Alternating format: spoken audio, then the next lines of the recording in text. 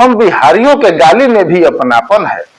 यहाँ बारातियों का स्वागत पान पराग से नहीं बल्कि गाली से किया जाता है। गाली हमारी संस्कृति है। अगर शादी में खाने के साथ गाली सुनने को नहीं मिला तो खाने का स्वाद भी फीका लगता है। पौराणिक कथाओं के अनुसार यह वह पावन धरती है जहाँ पत्थर से माता अहिल्या और धरती से माता सीता पैदा हुई।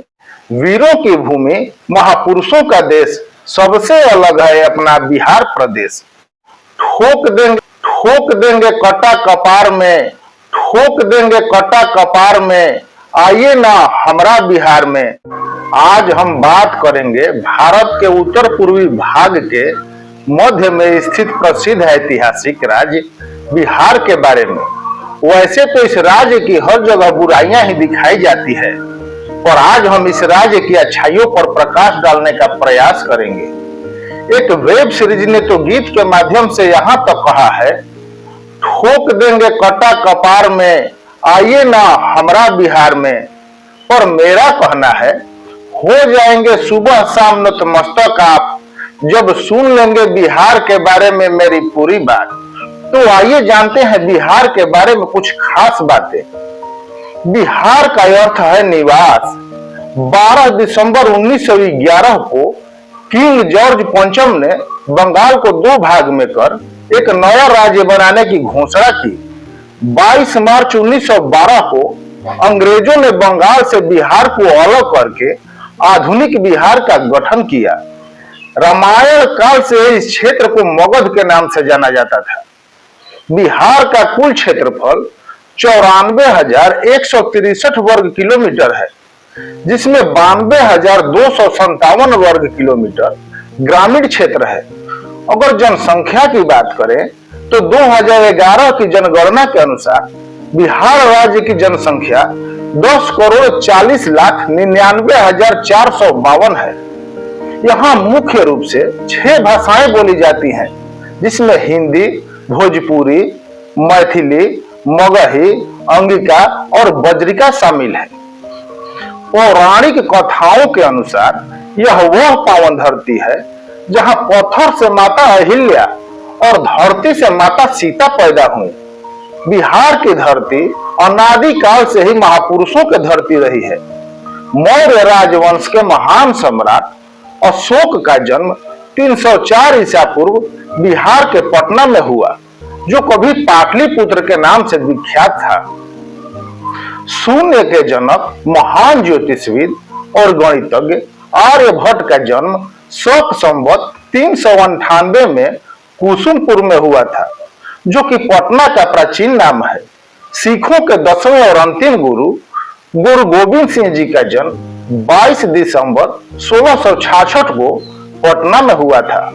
महान राजनीतिज्ञ और नीति के माहिर चाणक्य का जन्म 376 ईसा पूर्व बिहार के विक्रमशिला में हुआ था, जिसे आज हम भागलपुर के नाम से जानते हैं।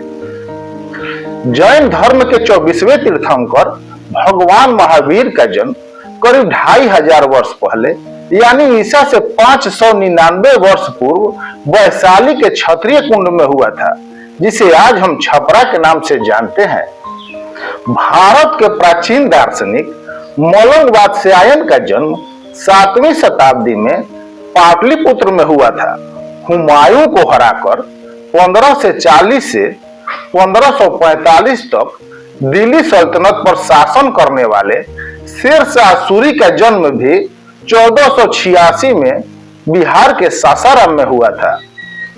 भारत के इतिहास में चमड़े का सिक्का चलाने वाले राजा के रूप में निजाम भिश्ती भी बिहार के ही थे, जिन्हें दिल्ली सल्तनत के सुल्तान मुहम्मद बिन तुगलक ने एक दिन के लिए बादशाह बनाया।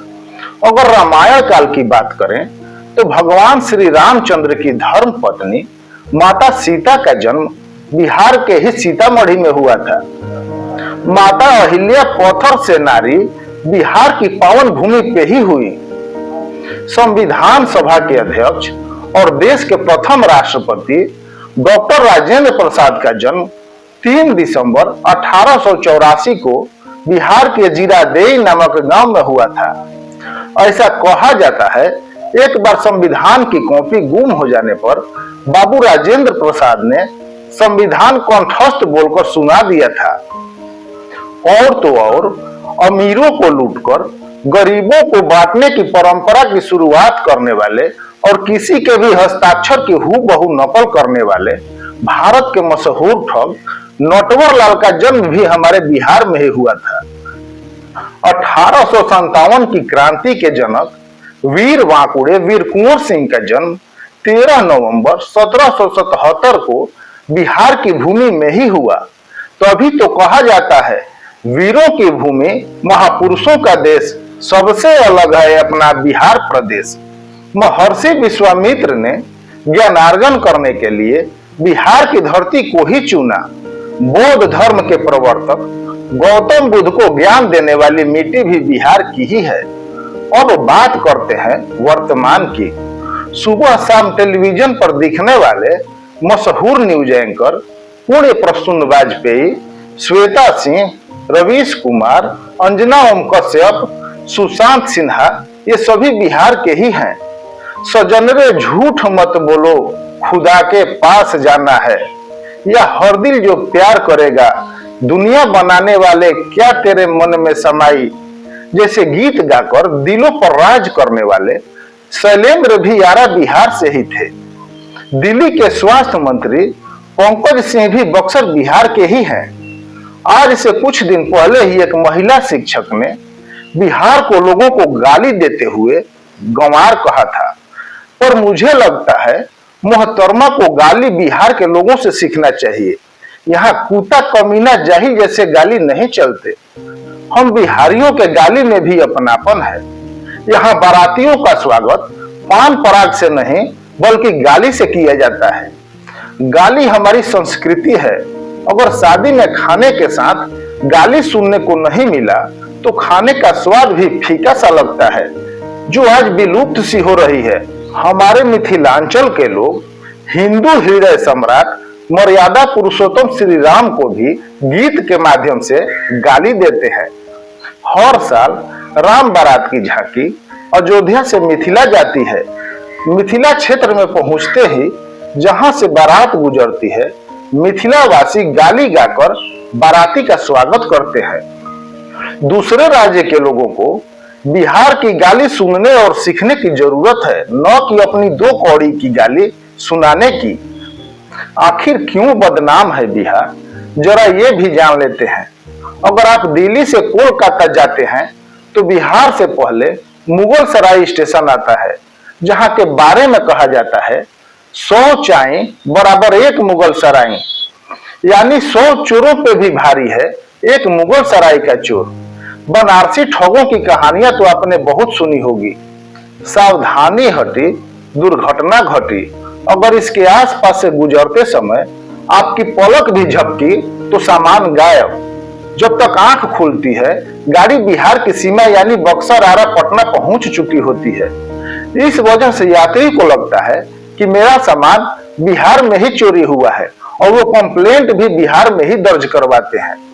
इन चोरों की खासियत है कि पकड़े जाने पर अपना घर भी बिहार में ही बताते हैं। अगर आप बिहार के दूसरे सीमा पर पहुंचते हैं तो एक जिला है जामताड़ा, स्टेशन भी है जो कि झारखंड में है। देश के किसी भी कोने में साइबर ठगी होती है तो 80% मामलों में झारखंड के जामताड़ा जिले के कर्माटाड़ गांव का मोबाइल लोकेशन आता है। 3000 की आबादी वाले इस गांव में 1300 ठग हैं, यानी कि साइबर ठगी का मुख्य केंद्र बिहार सीमा पर है। बिहार से सटे होने के कारण इनकी भाषा भी बिहार की ही है। इस वजह से जिनके पास कॉल जाता है या जिसके साथ ठगी होती है वो बिहार का नाम लेता है और इसके कारण बिहार बदनाम होता है। अब जानते हैं बिहार की आर्थिक स्थिति के बारे में। नीति आयोग की एक ताजा रिपोर्ट के अनुसार बिहार देश का सबसे ज्यादा गरीब राज्य है। राज्य के 33.76% लोग अब भी गरीबी में जीवन बसर कर रहे हैं। अब सवाल है कि आखिर इतना सब कुछ होते हुए भी बिहार पिछड़ा क्यों है। आइए जानते हैं। बिहार के पिछड़ेपन के मुख्य 2 कारण है। कास्टिज्म और करप्शन। बिहार के लोग इतने भावुक होते हैं कि अपनी जाति के अगहर यानी नेता को ही अपना सब कुछ समझते हैं और अपना मत उन्हीं को देते हैं। उन्हें लगता है कि हमारा भला करेंगे, लेकिन उसके उलट नेता सोचते हैं कि मेरी जाति वाले तो मुझे वोट कर ही देंगे, दूसरे जाति वालों को किस समीकरण के तहत साथ लाया जाए। इसलिए ये विकास पर नहीं, अपना सारा ध्यान जातिवाद पर ही रखते हैं। यही नहीं, किस जाति की कितनी जनसंख्या है, इस हिसाब से ये चुनाव में टिकट बंटवारा करते हैं, जिसे ये जातीय भागीदारी कहते हैं। यानी जिस जाति की जितनी जनसंख्या होगी, उस जाति के नेता का पार्टी में उतना ही दबदबा होगा। यही कारण है कि ये विकास की नहीं, जातिवाद की बात करते हैं। भोजपुरी लोकगीत गायक खेसारी लाल यादव ने एक टीवी इंटरव्यू के दौरान व्यंग करते हुए बोला था कि बिहार के लोग विकास नहीं, दामाद ढूंढते हैं, जो कि कटु सत्य है। अगर करप्शन की बात करें तो शायद ही कोई कार्य हो जो बिना घूस दिए हो जाए। घूस की राशि भी कार्य के अनुसार ही तय होती है। अगर छोटा कार्य है तो उसके लिए छोटी राशि है, और अगर बड़ा कार्य है तो उसके लिए बड़ा कीमत देना होता है। यहाँ बीपीएससी के पर्चे लीक होना आम बात है। बच्चे दिन रात मेहनत करके परीक्षा तो देते हैं, पर फल कोई और खा जाता है। बिहार में एक विभाग है पशुपालन, इसका तो बात ही कुछ और है। जिसे भी पशुपालन विभाग मिला उसने लूटने का काम किया, चाहे पार्टी कोई भी हो। इस विभाग में सदियों से लूट की परंपरा सी बन गई है। ये मंत्रालय पार्टी के कदावर नेता ही ले पाते हैं। भले ही इसके लूट के लिए जिम्मेदार एक पार्टी को माना जाता है, पर सच्चाई ये है कि आज भी इस विभाग में लूट खत्म नहीं हुई। कहने को तो सरकार पशुओं की देखभाल करती है, पशुओं के बीमार होने पर दवा करती है। यही नहीं, पशु को अस्पताल ले जाने के लिए एम्बुलेंस भी है, जो कि प्रतिदिन बीमार पशु को लाती है और दवा करने के बाद पशु मालिक के घर तक छोड़ती है। एम्बुलेंस में तेल खर्च होता है और ड्राइवर को महीना भी दिया जाता है, पर केवल कागज में। क्या पशुपालकों को इसका लाभ मिल पाता है? बिल्कुल नहीं। अगर किसी पशुपालक को इसका लाभ मिला हो तो बताएं, मैं सही बोल रहा हूं या गलत। अब जरा ये भी जान लीजिए कि बिहार के आसीन पदों पर बैठे नेता अपनी जनता के बारे में क्या राय रखते हैं।